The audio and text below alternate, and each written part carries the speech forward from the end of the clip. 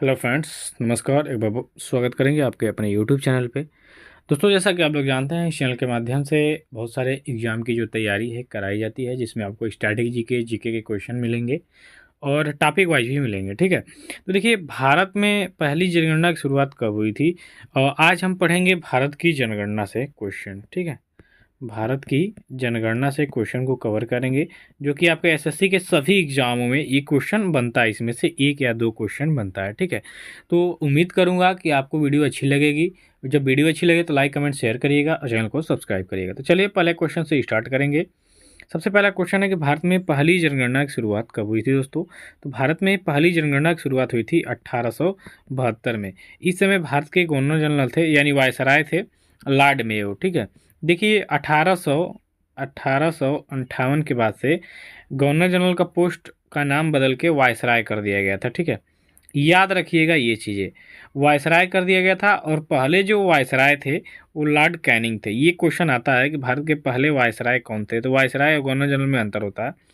ठीक है, तो जो वायसराय थे पहले लॉर्ड कैनिंग थे, और अंतिम गवर्नर जनरल भी लॉर्ड कैनिंग थे, क्योंकि 1858 में जो पोस्ट था गवर्नर जनरल का चेंज करके वायसराय कर दिया गया था। ये आखिरी और पहले थे लॉर्ड कैनिंग। ठीक है, और लॉर्ड वायसराय जो लॉर्ड मेयो वायसराय थे भारत के 1872 के समय, जब पहली जनगणना हुई थी।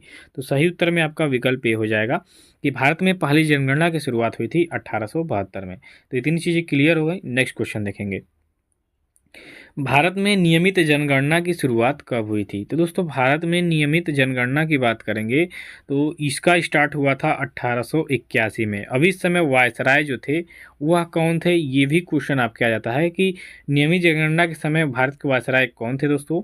तो लॉर्ड रिपन थे। ठीक है, लॉर्ड रिपन के शासनकाल में भारत में नियमित जनगणना की शुरुआत हुई थी। और कब? तो 1881 में। ये क्वेश्चन आप दोनों एकदम कंठस्थ कर लीजिएगा। ठीक है, चलिए नेक्स्ट क्वेश्चन करेंगे।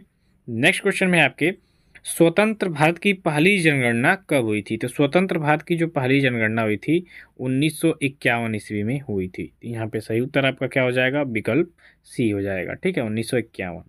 नेक्स्ट क्वेश्चन करेंगे, जनगणना का महाविभाजक वर्ष किसे कहा जाता है? तो जनसंख्या का महाविभाजक वर्ष कहा जाता है 1921 को। ये मोस्ट इंपॉर्टेंट क्वेश्चन है दोस्तों, इसको इंपॉर्टेंट करिएगा, ऐसे क्वेश्चन आपके एग्जाम में आ जाएंगे। ठीक है, चलिए नेक्स्ट क्वेश्चन करेंगे, जनगणना का लघु विभाजक वर्ष कौन है दोस्तों? तो जनगणना का लघु विभाजक वर्ष कहा जाता है 1951 ईस्वी को। ठीक है, और स्वतंत्र भारत की पहली जनगणना भी 1951 में हुई थी, याद रखिएगा। आगे बढ़ेंगे, कितने वर्ष के अंतराल पर जनगणना होती है मित्रों? तो लगभग 10 वर्ष, लगभग क्या 10 वर्ष में एक बार आपकी जनगणना होती है। तो सही उत्तर यहाँ आपका विकल्प बी हो जाएगा कि 10 वर्ष के अंतराल में जनगणनाएं होती हैं भारत में। अगला क्वेश्चन है, जनसंख्या का अध्ययन क्या कहलाता है, या किसके अंतर्गत आपका जनसंख्या का अध्ययन किया जाता है दोस्तों? तो इसका राइट आंसर हो जाएगा डेमोग्राफी। ठीक है, कि जनसंख्या का अध्ययन डेमोग्राफी के अंतर्गत किया जाता है, या डेमोग्राफी के अंतर्गत किसका अध्ययन किया जाता है? तो जनसंख्या का अध्ययन किया जाता है। ठीक है, तो ये आपका सही उत्तर हो जाएगा विकल्प सी। नेक्स्ट क्वेश्चन देखेंगे, तो नेक्स्ट क्वेश्चन है, 2011 की जनगणना स्वतंत्र भारत की कौन सी जनगणना थी? तो 2011 की जनगणना जो थी वो आपकी स्वतंत्र भारत की 7वीं थी, और वैसे कुल मिलाएंगे तो 15वीं थी। ठीक है, अगर जो 1872 से देखेंगे हम इसको तो 15वीं थी, और स्वतंत्रता के यानी 1951 से देखेंगे तो ये आपकी 7वीं जनगणना थी। चलिए अगला क्वेश्चन, पहली बार जाति पर आधारित जनगणना कब हुई थी? ठीक है, तो पहली बार जाति पर आधारित जनगणना हुई थी 1931 में। तो सही उत्तर यहाँ पे आपका क्या हो जाएगा? विकल्प ए हो जाएगा। पहली बात की करंट के क्वेश्चन में अगर जाएगा कि पहली बार जातिगत जनगणना करने वाला राज्य कौन बना है? तो आपका बिहार बना है। ठीक है, बिहार में जातिगत जनगणना हुई है, तो सही उत्तर आपका बिहार हो जाएगा। अगर जो क्वेश्चन में आ जाएगा तो करेंगे बिहार। नेक्स्ट क्वेश्चन देखेंगे, विश्व जनसंख्या दिवस कब मनाया जाता है? वेरी इंपॉर्टेंट क्वेश्चन है जनसंख्या के दृष्टि से, जनसंख्या के टॉपिक वाले क्वेश्चन से। तो इसका राइट आंसर हो जाएगा 11 जुलाई को प्रतिवर्ष विश्व जनसंख्या दिवस मनाया जाता है। सही उत्तर यहाँ पे विकल्प बी हो जाएगा। अगला क्वेश्चन देखेंगे, 2011 की जनगणना के अनुसार भारत की जनसंख्या कितनी थी। तो दोस्तों 2011 की जनगणना के अनुसार भारत की जो जनगणना थी वो 121 करोड़ थी, ठीक है, 121.08 करोड़, ठीक है, ये आपकी भारत की जनसंख्या थी। अभी 140 करोड़ हो गई है ऐसा बताया जा रहा है, ठीक है, तो याद रखिएगा यहाँ 2011 की बात हो रही है। अगला क्वेश्चन है, 2011 के अनुसार भारत में विश्व जनसंख्या का भाग कितना प्रतिशत रहा। तो 2011 के अनुसार भारत में विश्व जनसंख्या का भाग प्रतिशत 17.5, यानी विश्व की जनसंख्या में भारत की जनसंख्या का प्रतिशत कितना है, तो 17.5% अकेले आपके भारत की जनसंख्या है, ठीक है, पूरे विश्व में। तो सही उत्तर यहाँ पे आपका विकल्प डी हो जाएगा। आगे बढ़ेंगे, जनसंख्या 2011 के अनुसार भारत में पुरुषों की जनसंख्या कितनी थी। ये भी इम्पोर्टेंट क्वेश्चन है दोस्तों। तो जनगणना 2011 के अनुसार भारत में जो पुरुषों की संख्या थी 62.32 करोड़, ठीक है, तो 62 करोड़ लगभग ये आपकी पुरुषों की जनसंख्या थी। अब देखिए महिलाओं की संख्या भी जानेंगे कि जनगणना 2011 के अनुसार भारत में महिलाओं की संख्या कितनी है। तो 2011 की जनगणना के अनुसार 58 करोड़, ठीक है, 75 ठीक है, 58.75 करोड़ महिलाएं थीं, ठीक है, और पुरुषों की बात करेंगे तो 62 करोड़ हैं, ठीक है, याद रखिएगा।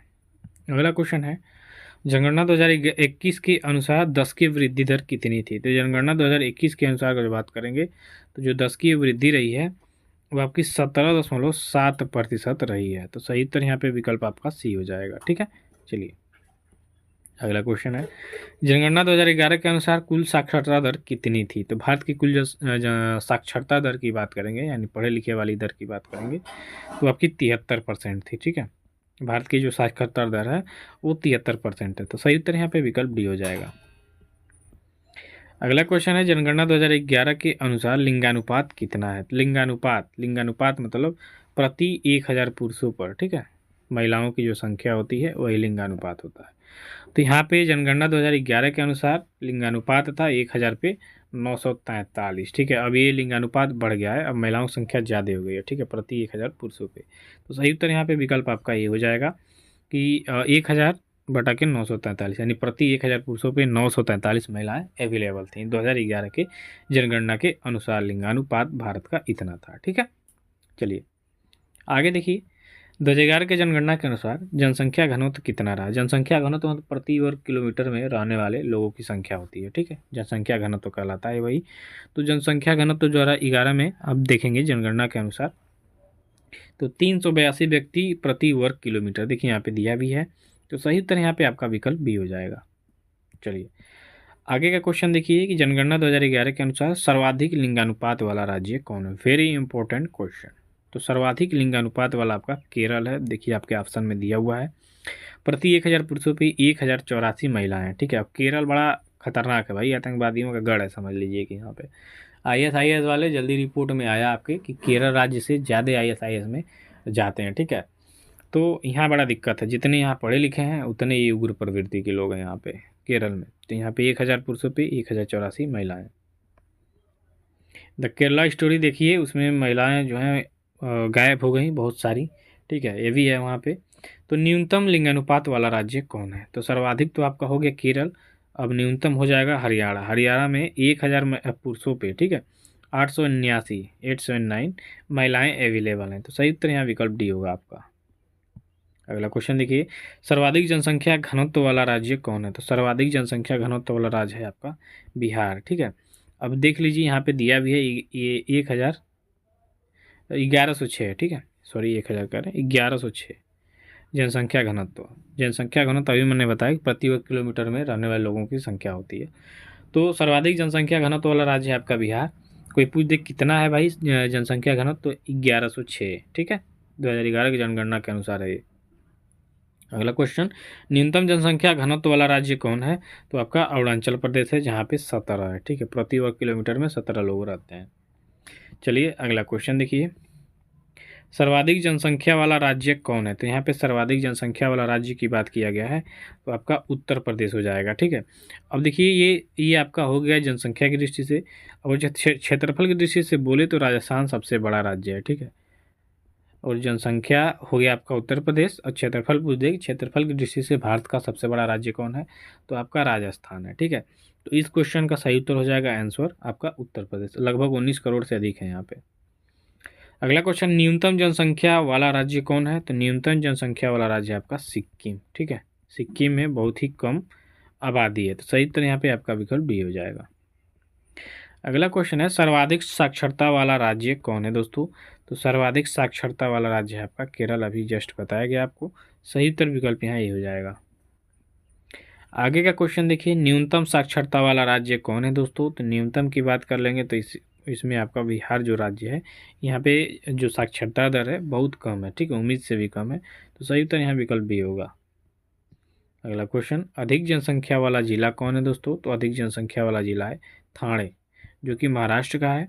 ठीक है, महाराष्ट्र राज्य का ये जिला है ठाणे, और यहाँ जो है जनसंख्या सर्वाधिक वाला जिला है। ठीक है, चलिए अगला क्वेश्चन देखेंगे, सबसे कम जनसंख्या वाला जिला कौन है दोस्तों, तो ये आपका दिबांग घाटी। ठीक है, दिबांग घाटी जो है ये सबसे कम आबादी वाला जिला है, तो सही उत्तर यहाँ पे आपका विकल्प डी हो जाएगा।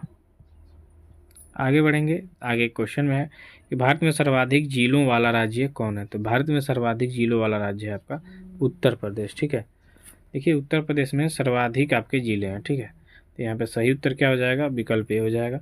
अब कोई पूछ दे कितने जिले हैं, तो 75 हैं। ठीक है, चलिए अगला क्वेश्चन, भारत में कुल कितने राज्य हैं दोस्तों, सभी लोग जानते हैं भारत में कुल 28 राज्य हैं, तो सही उत्तर यहाँ पे आपका विकल्प बी हो जाएगा।